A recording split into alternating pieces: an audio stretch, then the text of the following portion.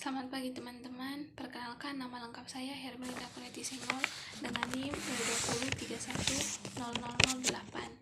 Di sini saya akan menjelaskan tentang pembangunan pertanian berkelanjutan.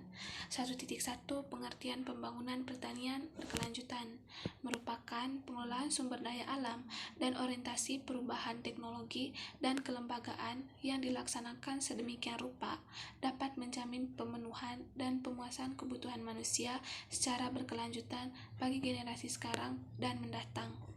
1.2 Ciri-ciri pertanian berkelanjutan. Yang pertama, mantap secara ekologis. Yang kedua, dapat berlanjut secara ekonomis. Yang ketiga, adil. Dan yang keempat, manusiawi. 1.3 Tujuan pembangunan pertanian berkelanjutan. Yang pertama, untuk penuhi kebutuhan pangan dan serat manusia. Yang kedua, untuk tingkatkan kualitas lingkungan dan sumber daya alam. Yang ketiga, untuk meningkatkan kualitas hidup petani dan masyarakat. Yang keempat, untuk menggunakan sumber daya yang telah tersedia di lahan pertanian. 1.3 Manfaat pembangunan pertanian berkelanjutan. Yang pertama, produksi hasil tani jadi lebih stabil di sepanjang tahun.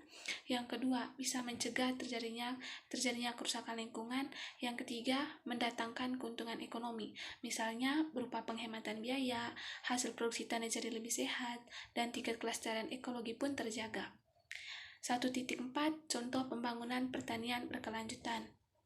Yang pertama, pengendalian hama terpadu, di mana menggunakan musuh alami dari hama tersebut. Yang kedua, sistem rotasi dan budidaya rumput, yaitu dengan menanam rumput untuk diberikan kepada hewan ternak di lahan pertanian.